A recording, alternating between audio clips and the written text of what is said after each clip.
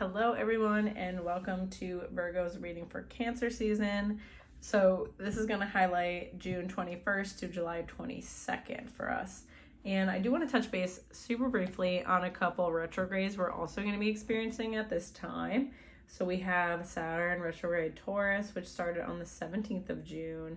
And that's going to bring up a lot of restrictions for us around authority figures, any challenges we might have around feeling restricted in general, or issues with boundaries, or maybe needing to implement certain boundaries with people.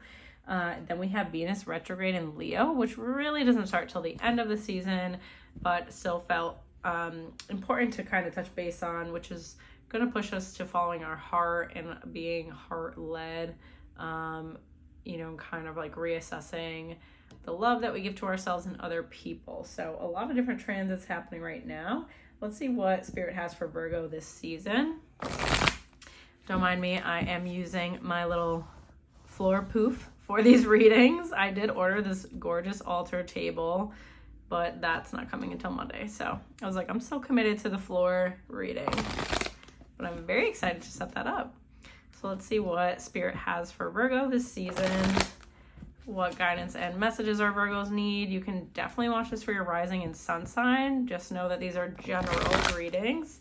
So take what resonates and leave what doesn't. All right, Virgo, what do we need to know this season? What insight does Spirit have for us? Let's do one more good shuffle. Okay, what we got going on?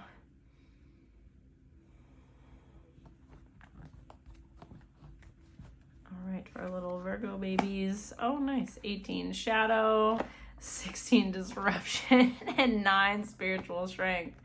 This is literally me. I am a Virgo. So this is a lot of different things. 18 shadow, facing your biggest fears, dealing with things that you don't want to deal with, just having to highlight any kind of self-worth issues that you have, any just hidden fears necessarily. Maybe they're not so hidden. Maybe they're things that you know that you downright fear and don't necessarily want to deal with, but they come to the surface. So any feelings of like inadequacy coming up,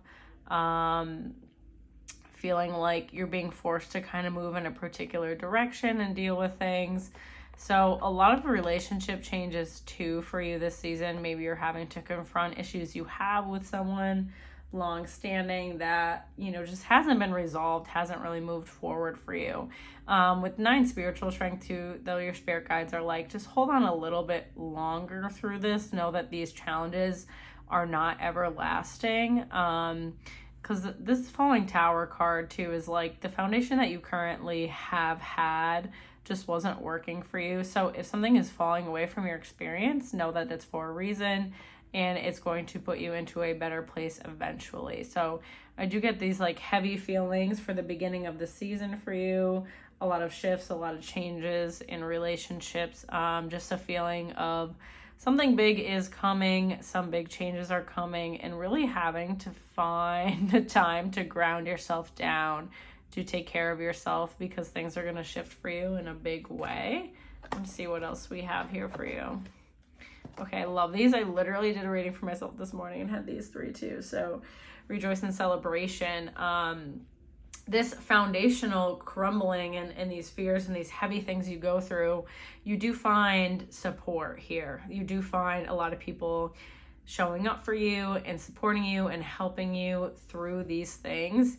And maybe in the past you felt with certain issues that you had, you didn't really have the best support system. You didn't really have people you felt that could get you through these like hard times and support you no matter what. And this kind of situation that you go through now, you're realizing like, I really do have that. I do have people that support me no matter what, and support me and accept my flaws and are there for me regardless at the end of the day.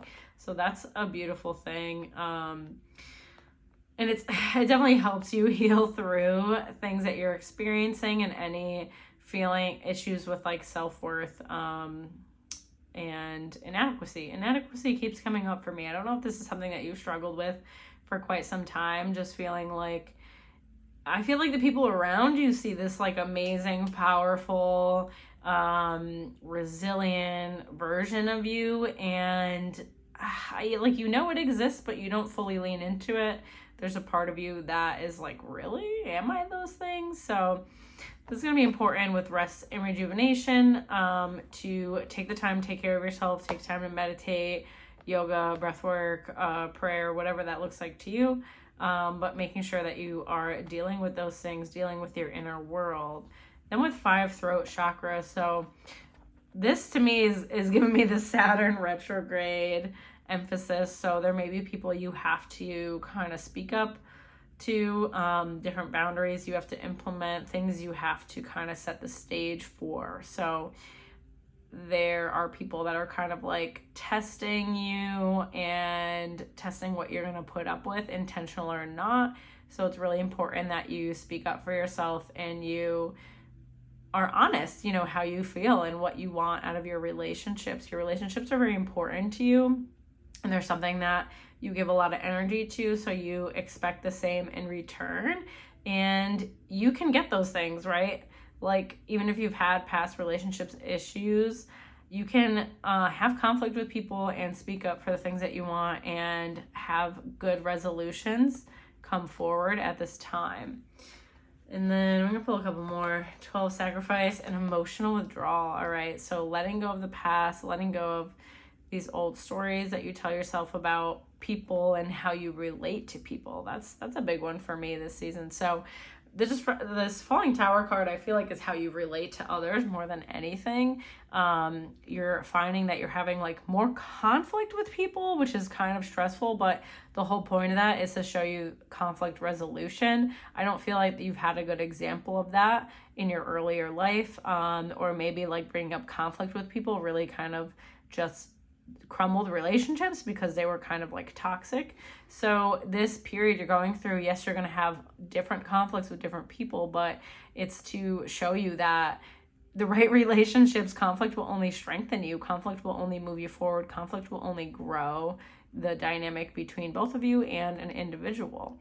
So I like that for you. It's a little chaotic for me this season for Virgo, but I do see it's going to be a beautiful transformation for you on the other side.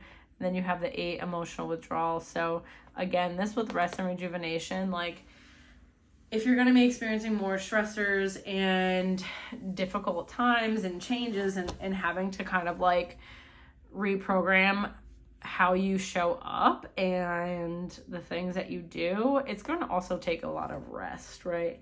So if you're feeling burnt out, tired, like it's just a lot going on around you, don't be afraid to rest a little more. Don't be afraid to take naps. Don't be afraid to like chill out when you need to chill out. There's definitely a lot of value in rest. I think our society overall gets so obsessed with like production and getting things done, but the more you can attend to yourself and feel rejuvenated and rested, the better you're going to show up in the world. So I hope that gives you some guidance, Virgo, for this season ahead for you and can help you out in any way, shape, or form, by giving you some insight on what's to come.